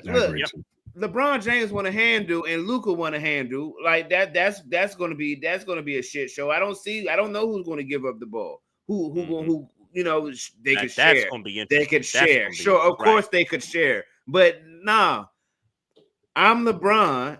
I'm LeBron, nigga. Like, and I'm still putting up numbers. Like I'm LeBron. Yeah. And Luka, I think we all can agree at bare minimum he's arrogant. At bare minimum he's arrogant. And and he can ball. So it's like, and then what you gonna get him to get in shape? Was the Lakers gonna get him to get in shape? The Lakers gonna make him, you know what I'm saying? Like, so I really didn't.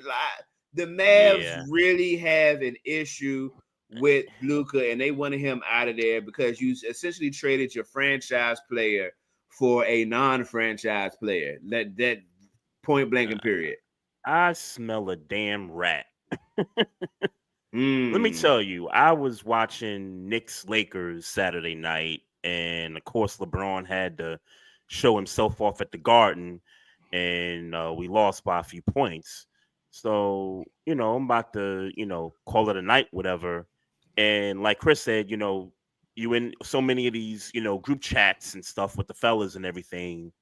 Somebody posted the Yahoo report on the trade, and I was like, Luka being traded, like, this don't sound right.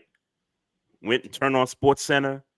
They already had Stephen A, who was doing the pregame, postgame stuff. They already had Stephen A talking about it. They that expensive slut.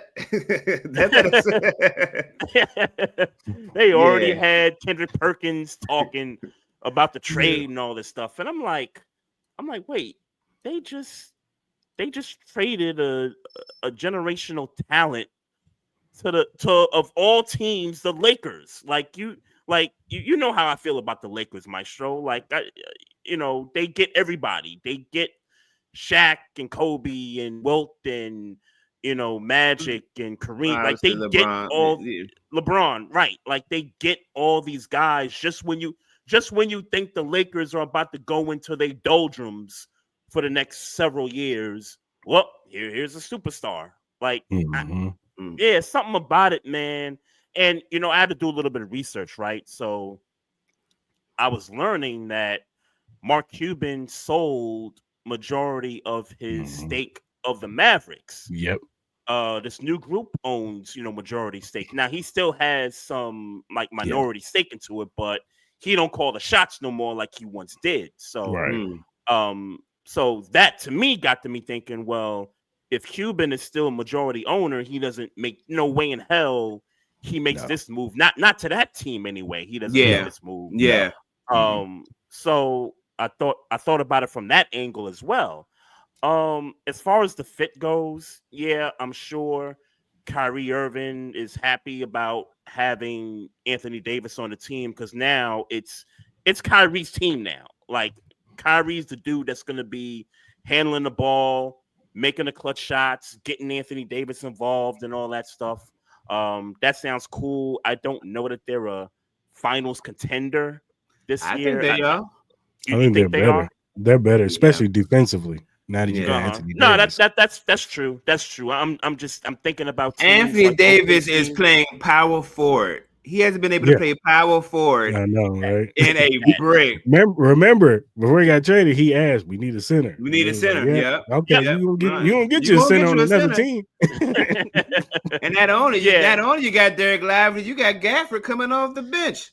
Yeah, PJ Washington. Gafford is not a slum. Yeah, Gafford is not a trash center, like at all, coming off the bench. So like they look good, man. They picked up Caleb Martin. I saw they picked up Caleb Martin today. So they traded they got rid of Quentin Grimes. They sent him to Philly. I saw that. Yeah, so they for if anything, they got a shooter. And now I don't know how good he's been since that finals year in Miami, but they get for all intents and purposes from what I see, and they got a shooter. Now Clay is there too. Like, don't forget about Klay Thompson. I'm thinking more about like bench shooting though, but got you. But there is also a rumor. We love rumors around here that Dallas is going to take a shot at Kevin Durant. They should. I don't know what they're gonna trade away. What they're gonna trade away? Right. They should be investigating it for sure. And then I mean, I get it, but what you going defensively is gonna be a liability. Like, I love KD and all, but it's like defensively, y'all gonna be back to where you was with Luka. Like, you guys score like 30 points, 40, like 1,000 points a game. Yeah, I don't know that Phoenix is in a position to really make moves. Like, I know he's on the trading block. He's definitely on the trading block. He's definitely on the trading block. They've been talking about him being. Yeah, they talking about him going back to Golden State. Yeah. I've heard that. I don't know if they want to go down that road. Jimmy Butler, what are you doing, bro? Like, what is Jimmy doing, bro? Like, Jimmy talking about he don't want to go to Golden State. You don't want to go to Memphis. You don't want to go to no good team. You just want to go to Phoenix. Like, what is it? Is there something down in Phoenix that you trying to shack up with? Like, maybe. Here's what I think. Here's where I feel like he feels like he can thrive in Phoenix. Devin Booker is supposed to be the guy. I mean, obviously Kevin Durant, I guess career wise, he's the man. We know who Kevin Durant is, but Devin Booker was supposed to be the guy who, scores all the points, gets you to the promised land. That's what he is. Sure. Okay. I know we've had. We'll argue that. I know KD's your boy. I know he's your boy, but we'll get there. If you want to have that argument, let me get my point off first. Jimmy Butler is an alpha, and Jimmy Butler will go in there and direct and attempt and succeed. By the way, unless coaching says differently, will go in there and say, "I'm the man, and I'm going to take you out to the finals." Because nobody else in this roster is willing to be the dog that it takes to get them there. Jimmy Butler attempts to do that everywhere. He went to Philly and attempted did it. Went to Miami and did it. Just walked in and said, "I'm the man. Give me the ball. Let me do what I'm gonna do, and y'all get out the way and let me do what I'm gonna do." And everybody got out of his way and let him do it. I don't believe that Devin Booker is the type of player. Skill. Nobody's taking skill wise from him. Like, and he was in the finals. I don't want to take that away from him. And he was in the finals. And that is lovely. But he's not the type of player that's like, it's all on me, and he embraces that it's all on me. He's more of a like, I'm skilled. I'm just going to play my game, and whatever happens, happens. He's not the type of I'm a will my way to a chip type of player. So I think Jimmy Butler sees that. Like, one thing I believe about Jimmy Butler is he knows dogs when he see them. So he go in there and is like, "Oh, ain't no dogs here. What y'all need in Phoenix is a dog, and that's what I am. So I'm gonna go in here, dominate. And if when I'm getting triple teams, sure, I'll kick it out to you and let you hit your three because we know you can hit threes when you want them. But I'm gonna go in here and I'm gonna be the man, and this is the best situation where I can come in here and be the man." The problem is with Phoenix is they want to get rid of Bradley Beal, and Bradley Beal's like, I'm not lifting my claws because I like Phoenix. I like Phoenix, yeah. Yep. So, I don't know what's going on with the Suns though. But shout out to Devin Booker though. He eclipsed Walter Davis for the single season franchise. For franchise points in the history of the team. He's the all-time leading scorer. Walter. I think his name is Walter Davis. I think that's his name. All right, I know. I don't expect you to know him. I don't expect you to know him. I'm just giving my flowers. Hold on. Time out. You knew who that nigga was before Devin Booker passed the record? No, I didn't say I did. I didn't say I did. I'm giving my flowers to Devin Booker. Respect. All right, my fault. For being the all-time leading scorer of the Phoenix Suns. The way you said I didn't expect you to know was like I know you the almanac. Don't get it twisted. You the almanac. I do research, but that don't mean I knew who the nigga was. Because I didn't know who he was. All right, say less, bro. I was just making sure. Bro. Look, if this was a trivia question to somebody probably would have said Barkley was the all-time leading scorer. Yeah. You know what I'm saying? Yeah, I didn't know who Walter Davis was. God bless Walter Davis, though, man. Shout out to Yeah, him. for sure. Yeah, For sure. I don't know who that nigga is, though. I don't either. Yeah. I don't either. I'm happy for Devin Booker. I'm happy for Devin Booker too, because once, like it, whatever I feel about him as far as will on the court, one thing that nigga could do is step on the court and play basketball. Ain't nobody taking that from him. Ain't nobody taking that from him. He could score for sure, man. But so for the Lakers side, we haven't really talked much on the Lakers side of it. This is not a short-term thing. This is more of a long-term situation. Yeah. This is going to be LeBron kind of passing the torch to Luka. If it's not this offseason, probably one more season after that. And then the Lakers will be able to do whatever they want to, put the team around Luka the best way they can. I guess. What's your thoughts about this rumor? We talked rumors earlier. LeBron waiving his no trade to go to Golden State. I wouldn't be surprised. I wouldn't be surprised. I wouldn't be surprised at all. But they also said that LeBron always wanted to play with Luka. I've heard that before. I've heard that. You said that. I will say this about. I will say this. I think LeBron will defer to Luka.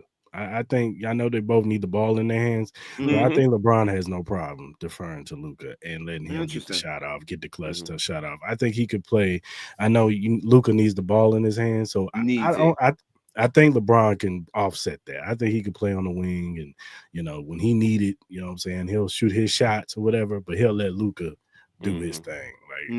I think LeBron is good at deferring. You know what I'm saying? I know he's not like a Kobe. Like Kobe was true. He'd be like, hell no, bro, I'm taking all these shots. Right. Better get the rebound, brother. I could see him deferring. Some. I think in the best interest of saving his body for the long term, which is this year's playoffs, it makes sense. I'm talking about playoffs. I'm talking about I'm talking about this season. Gotcha. It makes sense from a physical standpoint to not put any more miles on his body than what he's already had to do. I mean, Anthony Davis didn't play Saturday night, so he's kind of had to take the responsibility of leading the team. So we'll see. But they need a big. They need a center now. I've thrown around some ideas. Right. I've thrown some ideas out there. I'm a Knicks fan. Mitch Robinson is supposed to be coming back at some point. I thought maybe the Lakers would give the Knicks a call to maybe see about Mitchell Robinson because he could definitely fit that mold of what they need. I'm gonna tell you right now, if that is the case and the Knicks are willing to, send him over to the Lakers, you got to give me Jared Vanderbilt, who's a nice, young player, can play defense and all that. And you got to give me that other Morris brother that they just got from Dallas, Markeith. Is who they got because we need we need a goon to come off the bench for us. So if I'm just thinking, outside the lines here, those would be the two guys I would want if they want Mitch Robinson. That's just me. Random question: is Luka Doncic being hurt? But where is he? Is he healthy right now, or is he? They said he's playing Saturday. So was this nigga putting a Devontae Adams and just decided that he was injured all year until he can go somewhere where he wanted to go? I was thinking more. I was thinking more James Harden. Because I'm saying they said he was devastated when he left. No, they said he just bought a house. He just bought like a 14. Yeah, I heard about that. House I heard about in that. Dallas. I heard about that. And he cried I just spent this money. Hey man, stop drinking about this house, man. What we supposed to do now?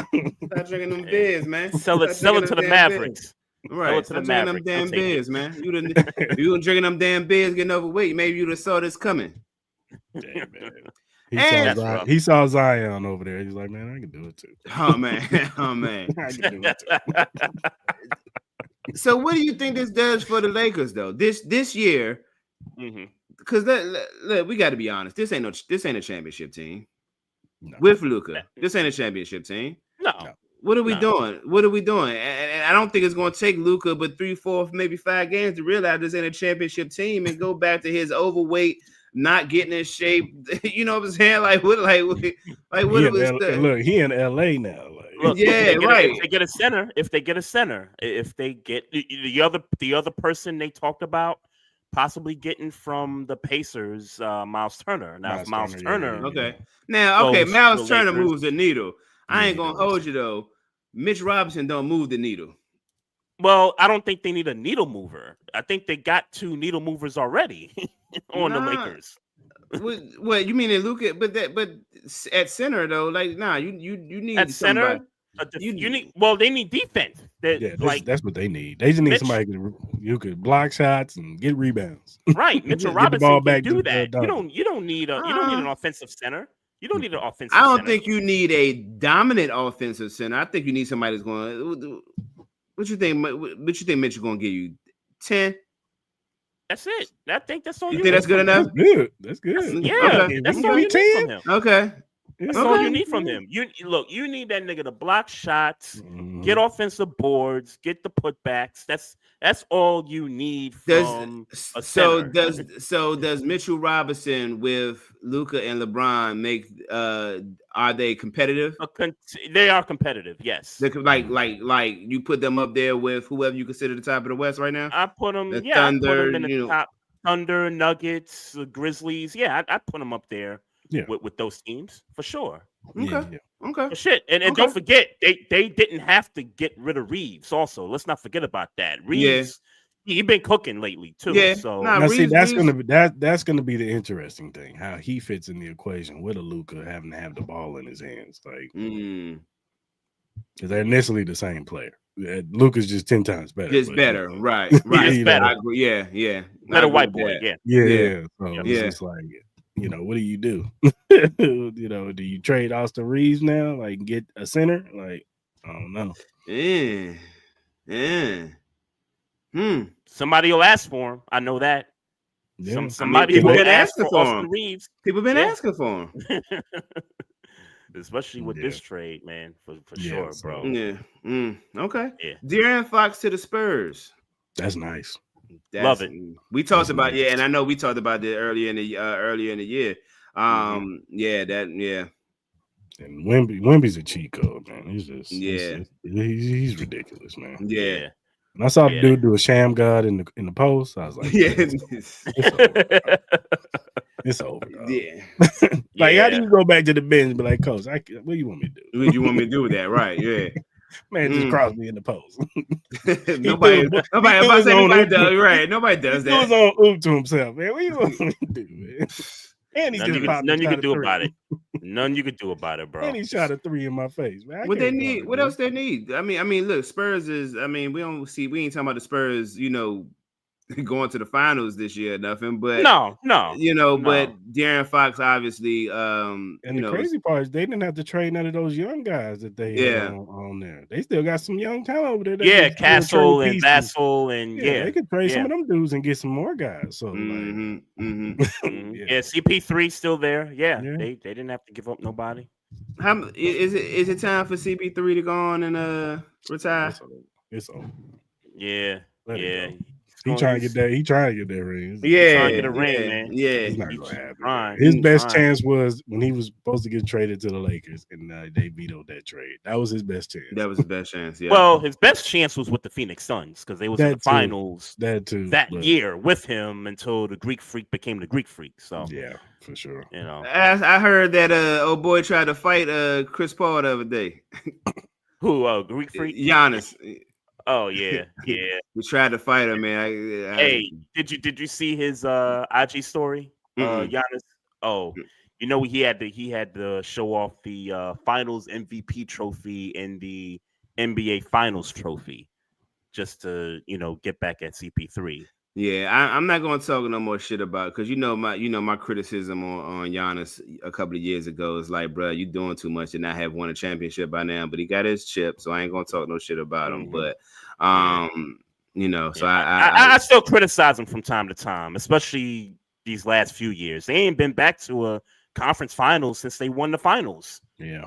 I mean, look, man, Chris Middleton is old and injured.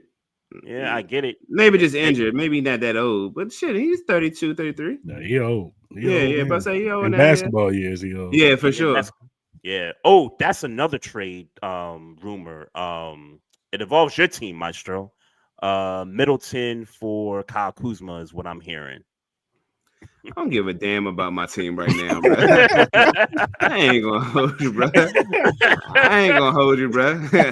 I don't want to hear that. They can trade, do whatever they want to do. It was like somebody said, "Oh, but what they doing over there with the Washington Wizards?" I don't know. We beat the Hornets the other night. I was like, "What the damn do?" like we got 7 wins, bro. Like what you want me to? What do you want me to say? I hope y'all get Cooper Flag next year. Cooper Flag ain't. Hey man, Cooper Flag is going to be frustrated because we got some. I'm trying to find out if Jaden Daniels want to play for the Wizards. Why does it, like maybe he could during the off season? Yeah, maybe he could switch this shit around because we terrible, bro. Terrible. What y'all need, what's his name, Josh Harris, to buy the Wizards. Yeah, that's we need something. We need something because that shit is good. Because that shit we got going on right now is a shit show, and every now and then I just. Oh yeah, we steal some trash. All right, and then go on about my business. Every time D posts something on IG that she had the Wizards game, talking about save Valanciunas. I'm like, nah, go on, get rid of him if we can get something for him. Shit, she faithful. You wasting because all they doing is wasting Valanciunas' damn time. Right, They wasting his time. That's somebody need to go to the Lakers. They wasting Valanciunas' time. He's been in talks too to the Lakers too. So good point. Good point, man. Hey, Chris, man, this was fun, man. No talking doubt, some man. Chiefs football with you. Let everybody know where they can find you at on social media. Talk about the podcast and what you got coming up. You can find me on my tag at Cris Style _style 702, and then the podcast is Cris Style Mal, and then my Chiefs one is Chief Podcast. So you can find me on either one of those tags on any social media platform. Yes, sir. Everybody, make sure y'all follow my man Cris Style. Make sure y'all tap in with the 2 podcasts. And my guy, we appreciate you, man. And we will see you in these internet streets, man. Yeah, man, definitely, man. You guys gonna have to come on the show too. For sure. Whatever you're ready, bro. Say less. Say less. For sure. All right, man. Man. Yes, sir. All right, that was the homie Cris Style Mal Podcast. Check that out on YouTube and all your social media platforms and all streaming platforms as well. We don't got much time. Just a couple quick hitters with women's basketball. Quick shout out to Asia Wilson and Caitlin Clark, both back at their alma maters this past weekend. Both had their jerseys retired in the rafters in their respective colleges. Much deserved. Congrats to both. And Asia's pushing that shoe pretty hard. I saw her pushing the A1s that have been coming, that are out already, I believe. Yeah. I saw her pushing that today. So so shout out to her. Shout out to Caitlin Clark, and much deserved on that front. Yeah, for sure. Congratulations. You got a quick hitter or two? I do not. I got all my shit out. I got my shit out the top of the show. Freak ass Justin Tucker. That's what's up.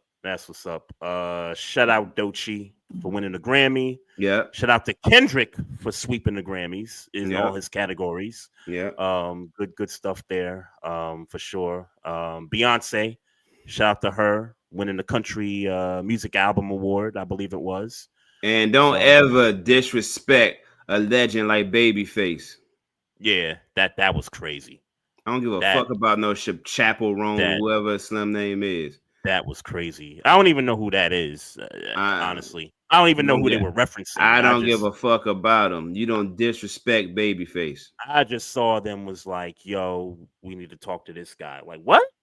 Like, the hell y'all doing, man? It's Babyface. It's a legend. Crazy. I'd say fire him. I say if you're the AP, fire them both. I don't even know who the fuck who is them little Jones? Nobody's. In my book, nobody's. I mean, I ain't gonna disrespect you, but fuck, You crazy?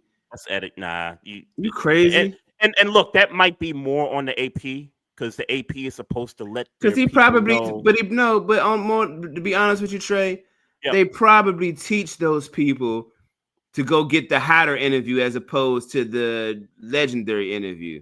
They probably teach those people like that chick. I don't know who Chaperone is either. I don't know who that is. But then again, we're talking Grammys. But that person won a Grammy. Got you. You know what I'm saying? So you know what I'm saying? She hot or they're hot. I don't know. Like I said, I don't know who the person is, but they're hot. You know what I'm saying? I haven't heard a song. You know, only okay. Yeah, you know what I'm saying? But they, like I know they hot. I know that. Got you. You know what I'm saying? So whatever. But I'm sure those people teach, you know, the hot interview as opposed to the better interview, meaning Babyface, who's been in this legendary game for interview. Well over 40, 50, maybe 50 fucking years. Like, sorry, like I would, you know, but that's just me. I respect my legends. I respect my elders. You know, that type of thing. You know what I'm saying? Yeah. And shout out, man. Can I shout out? Can I shout out my man Judah? I know you don't know Judah, but Judah's an engineer in the area who been doing a lot of engineering for me. But he's actually on the Grammy board. Like he votes for, you know, like he votes for people who gets, you know, who wins and stuff like that. And when Doechii won, he put out there that he voted for Doechii, and you know what I'm saying, said he hopes that much. I just wanted to shout him out because that I know somebody who played a hand in, you know, somebody like a Doechii winning a Grammy. That's much deserved. Yeah. Deserved. She is a very, very talented artist that should be getting everything everything she's getting right now. She's deserved. I love her album. Yeah. Good album. I love her album. I love the production, the beats. I just everything about it. I love. I'm glad she got. I'm glad she got that recognition. She deserved it to me. I don't know how you get on the Grammy board, but I am going to ask him. How do you get on the? I want in. Hey, go. I want in. Bro. If I can get in, I want in. Investigate. Let me know how that worked out for you. Yeah, I want in. Shout out to the chats. Appreciate everybody tuning in. Whether you're watching us on YouTube, Facebook, Twitter, Twitch, Instagram. Appreciate all the love. Also, big shout out to Cris Style for coming through, talking some Chiefs football, Super Bowl, and some NBA and all that good stuff. Follow us on Instagram at Barbershop Sports Talk Podcast. Also on Twitter at Barbershop SPOR2. Maestro Styles, you can find him at Maestro Styles at all, you know, social media platforms. Also subscribe to us on Twitch. Also click the like button on the Facebook page, and also click the like button and subscribe to the YouTube channel as well. If you got questions or comments about the show, hit us up on the email at barbershopsportstalk1@gmail.com, and then click the link inside the description of this episode. We do have a merch store. Check that out. We got some stuff on there, hoping to put some more items on there as soon as possible. And look, man, it's a great show today. Looking forward to next week. Love, peace, and happiness to everybody out there. And as always, mind your damn business. Drink some water. Oh, yeah, we got him. Trey, Frazier, and Maestro Styles, you know we got one. Right back like we left some. We don't duck smoke, we want all of it. So line them up, Trey sharp with the blade, you know we sizing it up. I'm quick to catch the fade, you know Styles making the cut. Cause we coming out clean every time that we showing up. It's gonna be called The Barbershop.